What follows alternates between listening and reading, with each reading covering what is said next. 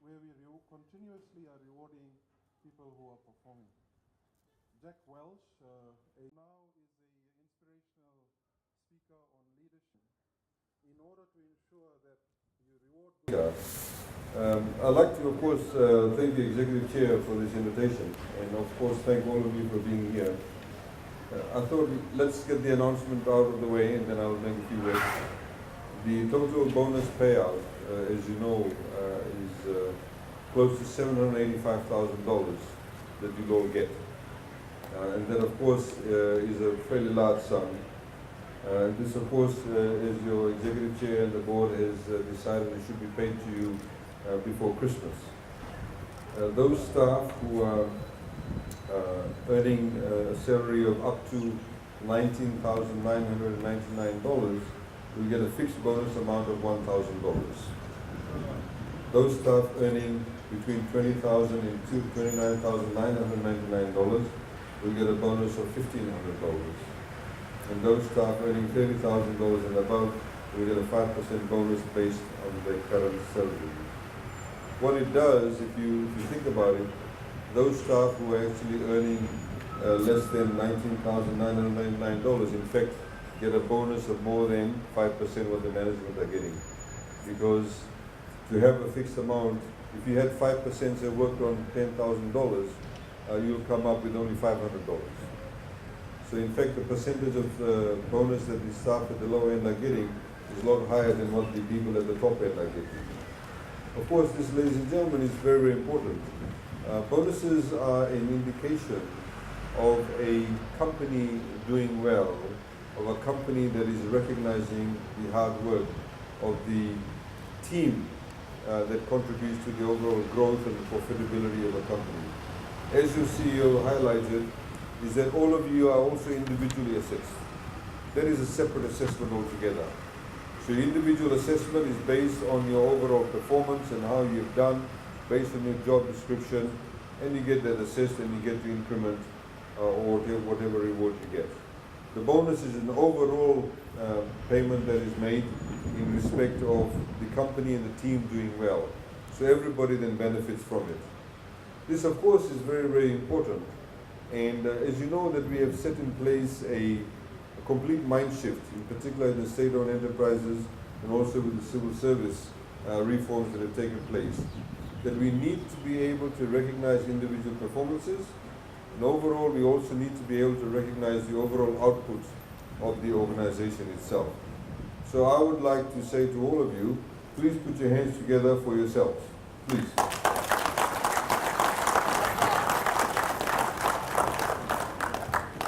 You know, the executive chair said that none of this is possible without the vision of government.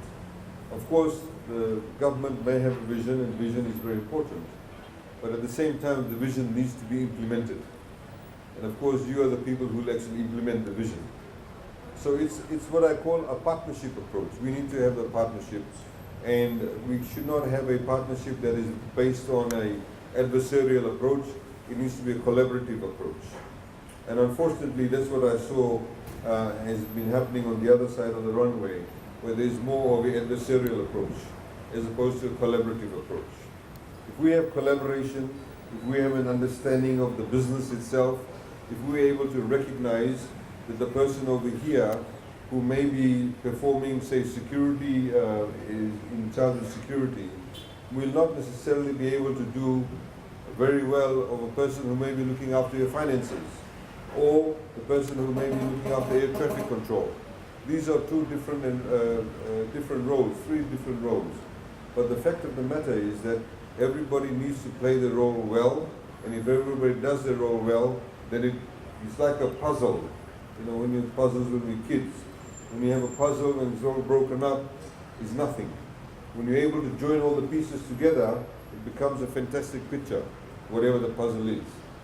So that, ladies and gentlemen, is what we are trying to say to all of you, that all of you play different roles, all of you need to do your roles well, and all of you will get rewarded. I'd like to say to you once again, and I know I said it to you when we had the other announcement on the other side, and as you know, you can see that that white sheet there, there's going to be another rollout. another feature that will be added to this airport.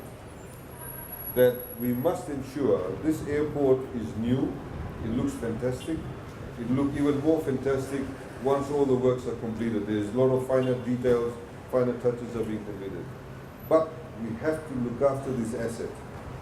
I've said it previously, in Fiji we are very good at doing nice openings, cutting the ribbon, having a new building, but we're not necessarily very good at looking after it. So we have to make sure, and all of you have a role to play. You may not be in charge of the cleanliness of the place, but if you're walking out, you may be a check-in person or security person. If you're walking down here, and this is very clean, if you see a piece of paper, please pick it up. I do it. When I come to this airport, I pick up when I see rubbish.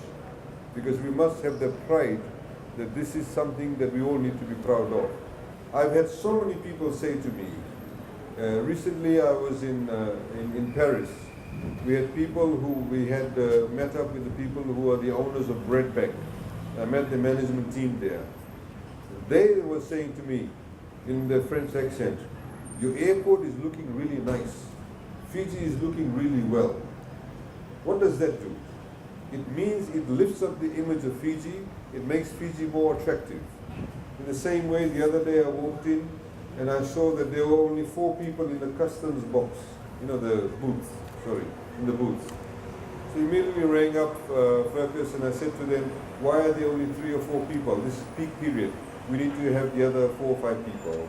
And I asked them, they said, oh, they're supposed to start the shift at 6, they are not here. So you see, the fact of the matter is, you can have a nice airport, but if the long queue is there, then the niceness actually loses its attraction. So everybody needs to play a role. This is the gateway to Fiji. This is the first impression of Fiji. This is the last impression of Fiji. And this will determine the experience. So if somebody may not have had a good time, maybe the resort, maybe it was raining all the time, but when they come to this place, if the experience is good, the staff are good, it's a seamless process, people will say, well, I had a good time in Fiji. So you determine that. It's very, very important for us to be able to understand that. Ladies and gentlemen, the other point I'd like to make, I don't necessarily want to make a very long speech, is that it's critically important that the management actually works well with everybody. There's a recognition, there's good communication, and I have to say that with the executive chair, we've seen enormous changes that have taken place. When I've seen Faze, I call him up at odd hours. I'm at the airport, if I'm here at 11 p.m., I'll call him up and I say, hey, the toilet is dirty. Or this is out of place. Or I've got this idea, let's do X, Y, Z. And he always answers the calls. You'd be surprised how many some other institutions or entities within government or outside government, the government knows when you call people at 4:30, nobody answers the phone after that. It's that level of dedication that is very, very necessary. And we need to be able to all think like that, and we'll actually be able to do well. So the management has a very pivotal role, and they can bring out the best in you as an individual. We want you to develop career paths. We want you to grow as individuals. We want you to be able to do the new courses. We want you to be able to have an interest in your work in such a manner that you want to pick up a newspaper, anything that's related to you, or pick up a magazine, read a bit more about it so you can do a bit better. Where I was last night, unfortunately, when I was sitting there, I was thinking about how I'm going to come here today to give you people a bonus, and how that you have already had your performance assessment. Unfortunately, that's not happening. But as a government, we cannot allow this airport to shut down. We cannot allow this airport to have the flights that come in and out of Fiji to be disrupted. Tourism contributes nearly 38% towards our GDP. Nearly 95% of all the people who come to tourists as Fiji come through this airport, through this facility. We cannot let this shut down. Because if something happens to this airport, because one entity does not play its role, it's not only them that get affected, it's not only you that get affected, it will be the lady who cleans the toilet, makes the bed in a hotel. In Coral Coast, in Denrau, in Mamanudas, in Esawa, in Savu, their jobs will get affected. It's the gardener who cleans the garden in the hotel. It's the taxi driver, he'll get affected. It's the person who may be supplying napkins to the hotel. they'll get affected. It's an entire economic issue. And we need to be able to understand that if the economy is functioning, if the major impetus, if the major areas that contribute to economic growth keeps functioning, we can do more four-lane roads, we can have more bonuses, we can have better facilities, we continue with free education, we continue with the rural electrification of various areas, we continue with all those projects that makes our country a lot better. So we all need to understand the role that we do play.